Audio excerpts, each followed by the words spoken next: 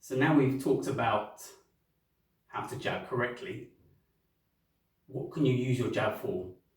Obviously, there's your standard headshot, but I'm going to expand upon that a little bit. So, jab number one is the one where you really want to punch through the person's head. You really want to put as much power on that shot as possible to jolt their head back. Now, I've got an earlier video on punch power, so I'd advise you to watch that just to show you how to generate more power behind your punches, and this will help you with these power shots. So you have your power jab through the target. So you really step through the target. Step through the target. Or you can do from the side. Step through the target. Step through the target. But what I would also suggest is sometimes you can throw a slightly shorter jab, just slightly shorter, to range find, and then fully extend through the target.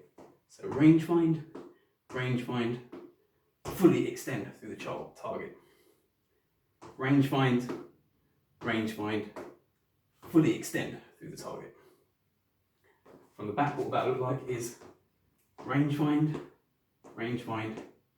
fully extend through the target. What you can also do is a sidestep jab. Now the beauty of the sidestep jab is it takes your head off the centre line. So whereas your opponent is going to target you there, you're coming off to the side. You're coming off to the side. So literally, you step off to the side. Step off to the side.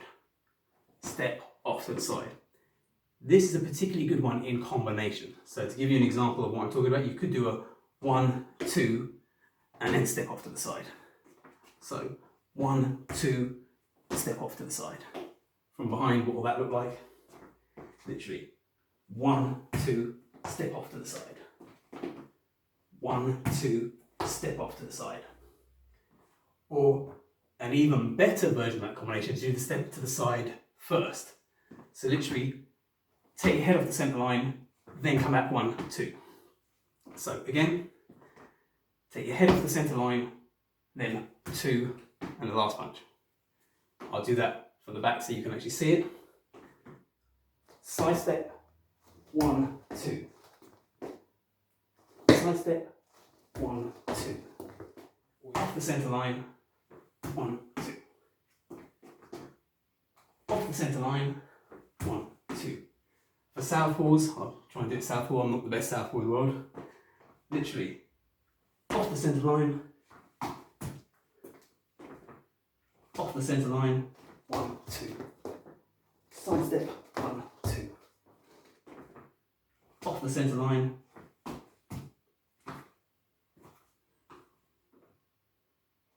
So for the next part of the video, I'll put the gloves on because I want you to, in this particular instance, view me as the opponent. So look at me literally as I'm the opponent. I'm facing you. What target can you see? What can you see to hit? And how are you going to hit it? And what I'm going to do, I'm going to put a graphic up on the side of the screen. And that will literally be the target that you're aiming at. And hopefully, if it goes right, I will be able to make this a little bit clear. So, first example, here I am. I'm standing, I'm your opponent. If you look very closely, now I think I've got a pretty good defence, but if you look at my particular build, you'll see that I've got quite an open area over here to target. Now people tend to think of the side for the body shots, but you can target here too. So literally, look at me as the target, and literally what you're going to do is throw a jab literally to the breadbasket.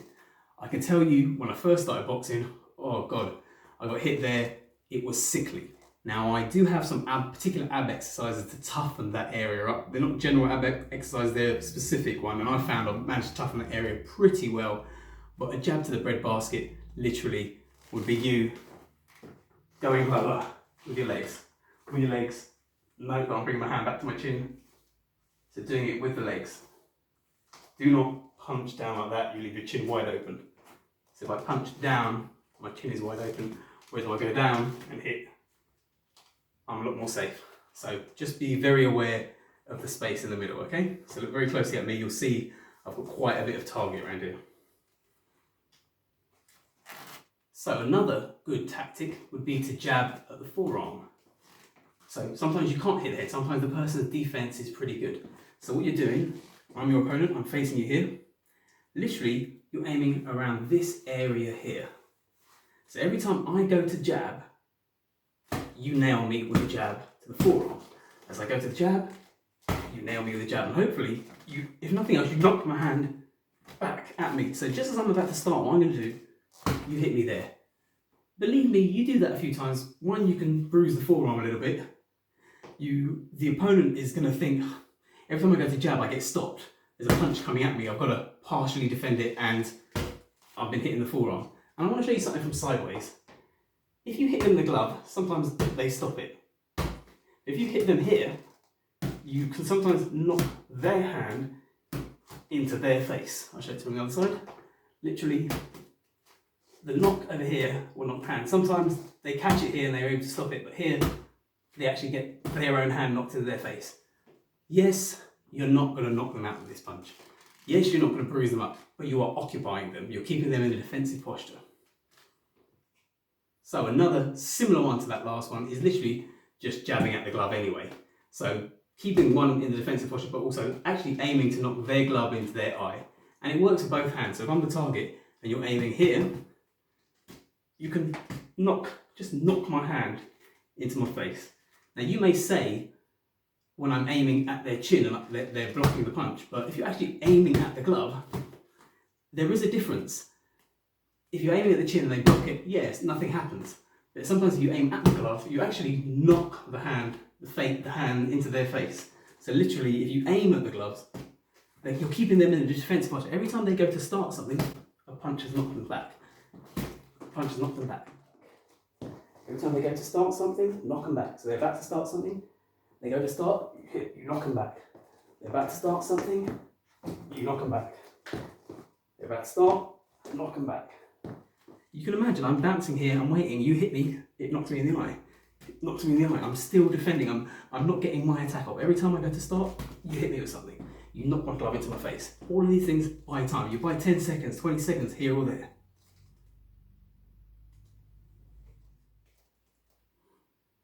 So this next one is another kind of occupying jab. And what you're doing is you throw a jab. Let's say you've got someone who's able to catch and parry your jab. So you're throwing your jab at them and they catch it every time. They catch it every time. What you need to do, instead of aiming there, maybe aim slightly off to the side. So they go to block it over here. They go to block it over here. And you aim it a little bit further. And they go to block it over here. And if you've got someone who, like I'm someone like, I'm pretty sure I'm going to keep my hand on my chin, but there are some people whose hand isn't quite on their chin. They'll block it and they think, yeah, brilliant, I blocked it. And then you jab over to the side and they block it. And you think, okay. And then they block it. And if you notice, their hand is going further and further out. So when you've done this 2 or 3 times, so the first one, they block it. The second one, they block it. The third one, they block it. They've got this false sense of security. Hey, I'm blocking, I'm catching their punch, but hold on a sec, I've left myself completely open. So by the third one, they're out there, you go for the jab to the head. So what that would look like from the side, and you know, you're stealing for time here. To the side, you literally throw your jab, throw your jab, throw your jab.